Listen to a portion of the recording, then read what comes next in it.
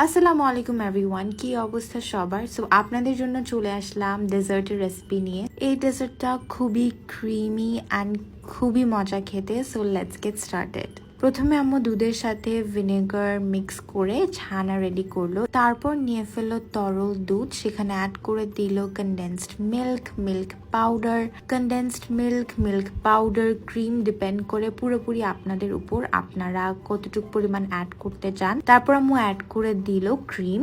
আপনারা যে কোনো ব্র্যান্ডের ক্রিম ইউজ করতে পারেন। তারপর ভালো করে সবকিছু মিক্স করে নিল, এরপর অ্যাড করে দিল ছানাটা অ্যাড করার পর আবারও ভালো করে মিক্স করে ফেললো, এরপর চুলায় বসিয়ে দিল।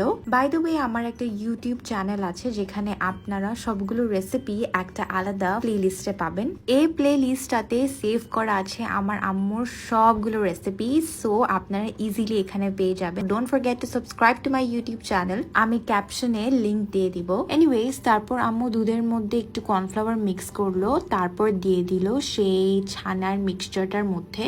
তারপর নাড়াতেই থাকতে হবে যতক্ষণ পর্যন্ত ঘন না হয়। এরপর আম্মু অ্যাড করে দিল ঘিটা অ্যাড করার পর এটা আবারও নাড়াতে থাকতে হবে ঘন না হওয়া পর্যন্ত। আমার মনে হচ্ছিল একটু মিষ্টিটা কম, তাই আম্মু এখানে আরেকটু কনডেন্সড মিল্ক দিল। তারপর আবারও নাড়ালো ভালো করে, তারপর আম্মু আবারও অ্যাড করে দিল মিল্ক পাউডার। ডেজার্টে যদি আপনারা মিল্ক পাউডার আর ক্রিম দিতে কিপটামি করেন, ডেজার্ট আপনারা যেভাবেই বানান না কেন খেতে কিন্তু একদমই ভালো লাগবে না। ডেজার্টটা ঘন হয়ে যাওয়ার পর আম্মু একটা প্যানে নিয়ে ফেললো অনেকটুকু ঘি, তারপর আম্মু 3টে ডিমের সাথে অ্যাড করলো মিল্ক পাউডার আর অল্প করে চিনি, তারপর ঘিয়ের মধ্যে অল্প অল্প করে ডিম দিয়ে এগুলোকে স্ক্র্যাম্বল করে ফেললো। বেসিকলি আপনারা একটা স্ক্র্যাম্বলড এগ করবেন উইথ আ লট অফ ঘি।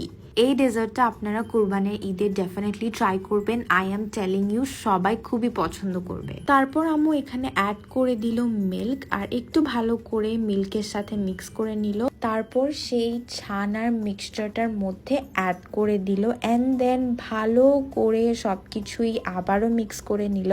দুধটা একটু টেনে নিলে আম্মু চুলা থেকে নামিয়ে ফেললো আর এখানে একটা সার্ভিং ডিশে আম্মু সার্ভ করে দিচ্ছে। আপনারা উপরে আপনাদের পছন্দ মতো টপিং দিয়ে সার্ভ করতে পারেন। আম্মু অ্যাড করেছিল পেস্তা বাদামের গুঁড়া। পেস্তা বাদামের গুঁড়াটা অ্যাড করার পর আম্মু এটা সারা রাত ফ্রিজে রেখে দিল। তারপরের দিন এটা ঠান্ডা ঠান্ডা খেতে খুবই মজা লেগেছে, খুবই ক্রিমি অ্যান্ড খুবই ইয়ামি। এই রেসিপিটা ট্রাই করে আমাকে ট্যাগ করতে ভুলবেন না। Don't forget to like, comment and share this video with your friends and family. Thank you for watching and don't forget to subscribe to my YouTube channel. আল্লাহ হাফিজ।